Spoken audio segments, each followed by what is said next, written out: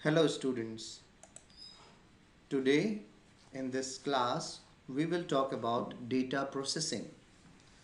So in the previous chapter you must have studied about the organization and presenting of data. ठीक है।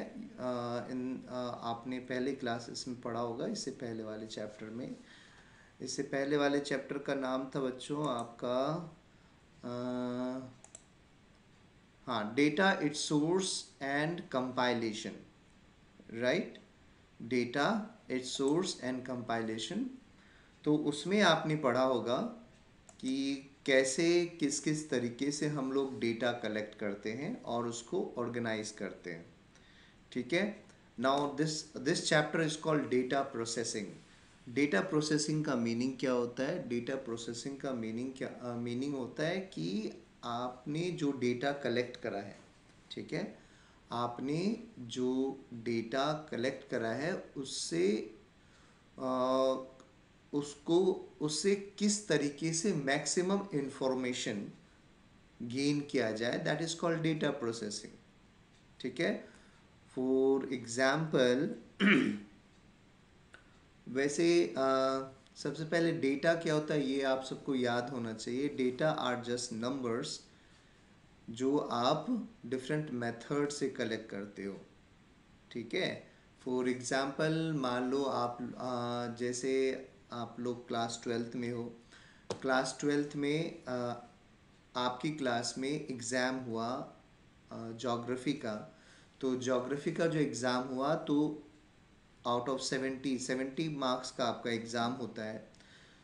तो उसमें अलग अलग बच्चों को अलग अलग मार्क्स आता है। ठीक है। और टीचर जो है आपको केवल आपके मार्क्स बताते हैं, राइट।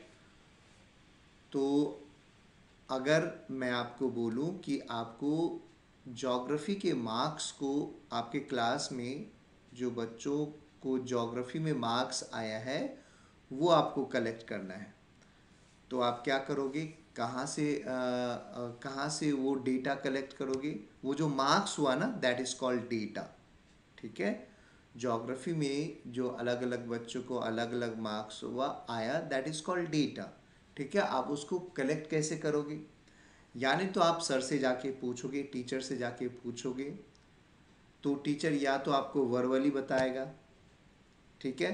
टीचर या तो आपको वर्बली बताएगा, दैट इज़ कॉल्ड, जब आप टीचर आपको वर्बली बताता है that is called primary source of data. ठीक है। जब आप टीचर से जाते हो और टीचर आपको वर्बली बताया, that is called primary source of data.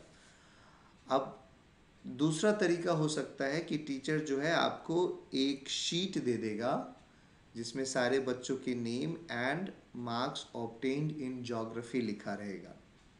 ठीक है बच्चों, ध्यान से सुनना। तो अगर टीचर ऐसा करते हैं कि आपको शीट दे देते हैं और आप फिर उसमें से जब आप सारे बच्चों का मार्क्स नोट डाउन कर लेते हो, that that sheet is called secondary source of data. ठीक है। तो समझ में आया difference between primary source of data and secondary source of data and what is data?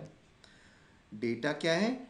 जो अलग अलग बच्चों को जो अलग अलग मार्क्स आया है ज्योग्राफी में, दैट इज कॉल्ड डेटा। ठीक है। अब source of collection of data, primary and secondary source. तो जब टीचर आपको वर्बली बोलता है, that is called primary source of data collection. जब टीचर आपको एक शीट दे देता है नोट डाउन करने के लिए, that is called secondary source of data.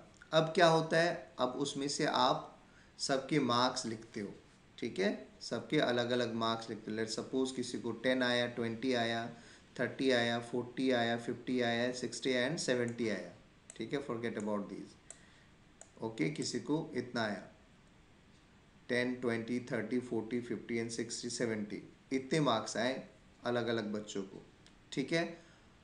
अब कोई पर्सन बाहर से आया, कोई नया पर्सन आया, आपकी ज्योग्राफी की क्लास हो रही है। सिनेरियो को ध्यान से सुनना। ठीक है। कोई आ,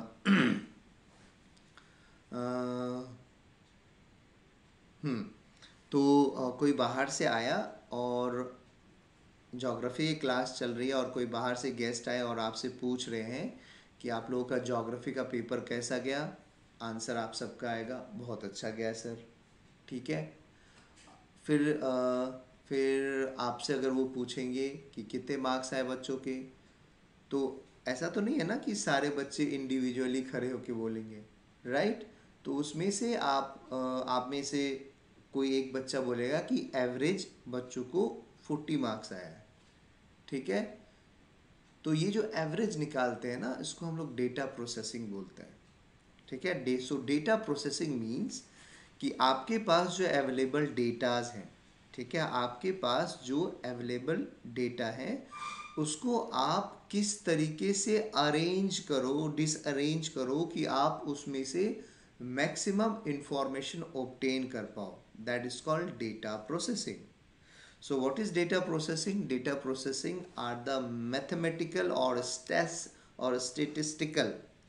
Data processing is the mathematical or statistical organization and reorganization of data with the help of which we can obtain maximum information from the data, that is called data processing. Okay. तो आपका जो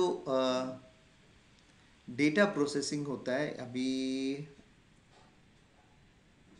तो data processing के कितने technique होते हैं, मतलब data process कितने तरीके से किया जाता है, तो 3 तरीके से किया जाता है।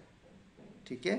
3 तरीके से हम लोग डेटा प्रोसेस करते हैं। One is called measure of central tendency, one is called measure of dispersion and one is called measure of relationship. ठीक है। तो इस 3 तरीके से हम लोग डेटा को प्रोसेस कर सकते हैं। इसमें से आपको ये measure of dispersion and measure of relationship twelfth class में नहीं पढ़ना है, ये आपके सिलेबस में नहीं है, केवल आपको पढ़ना है मेजर ऑफ सेंट्रल टेंडेंसी। ठीक है। तो मेजर ऑफ सेंट्रल टेंडेंसी आपको पढ़ना है। तो आपको वाइवा में ये पूछ सकता है डेटा प्रोसेसिंग क्या है। ठीक है। तो अभी मैंने आपको डेफिनेशन बता दिया, डेटा प्रोसेसिंग का डेफिनेशन क्या होता है। The mathematical and statistical arrangement and disarrangement of data which leads to various which provides us various information about the data is called data processing. And how many techniques of data processing are there? So there are 3 techniques of data processing. ठीक है। One is called measure of central tendency, another is called measure of dispersion and third one is called measure of relationship. Okay. तो अभी हम लोग पढ़ेंगे major of central tendency. तो इस process में हम लोग क्या करते हैं, ये जो प्रोसेस है major of central tendency data processing का, इस प्रोसेस में हम लोग क्या करते हैं, तो इस प्रोसेस में हम लोग डेटा का सेंट्रल वैल्यू निकालते हैं। ठीक है। जो सेट ऑफ डेटा आपके पास है उसका सेंट्रल वैल्यू निकालते हैं, that is why it is called central tendency. Okay. इसमें हम लोग इस प्रोसेस में हम लोग डेटा का सेंट्रल वैल्यू निकालते हैं। अभी मैंने आपको एग्जांपल दिया था ज्योग्राफी के मार्क्स का। ठीक है। बाहर से ज्योग्राफी में बच्चों को मार्क्स आता है 10, 20, 30, 40, 50, 60 एंड 70। ठीक है। आउट ऑफ 70 इतने मार्क्स आते हैं। फिर मैंने आपको बताया कि बाहर से कोई आदमी आता है ज्योग्राफी क्लास में और आपसे पूछता है कि आपका पेपर कैसा गया, आप सब बताते हो कि बहुत अच्छा गया। ठीक है। फिर अगर वो पर्सन आपसे पूछ देता है कि कितने मार्क्स आए, तो आप इंडिविजुअली हर एक कोई अपना मार्क्स नहीं बताते हो, आप क्या करते हो, पूरे क्लास का एक एवरेज मार्क्स बता देते हो, राइट। कि एवरेज मोस्ट ऑफ द बच्चों के 40 मार्क्स आए हैं। ठीक है। So this 40 marks is called central tendency. ठीक है। This is called measure of central tendency. तो what is central tendency? The statistical technique used to find out the center of distribution are referred as measure of central tendency. ठीक है। फिर से मैं पढ़ रहा हूँ। The statistical techniques used to find out the center of distributions are referred as measure of central tendency. कहने का मतलब है कि जब आप a set of data का, so this is a set of data, right, this is a set of data, a set of data का आप central value निकालते हो, उसको हम लोग बोलते हैं major of central tendency. I hope आप सबको समझ में आ गया होगा। ठीक है, नाउ ये सेंट्रल टेंडेंसी निकालने का यहाँ पे लिखा हो ना स्टैटिस्टिकल टेक्निक, तो ऐसा कौन कौन सा टेक्निक है, स्टैटिस्टिकल टेक्निक है जिससे सेंट्रल टेंडेंसी को फाइंड आउट किया जा सकता है। ठीक है, ऐसा कौन कौन सा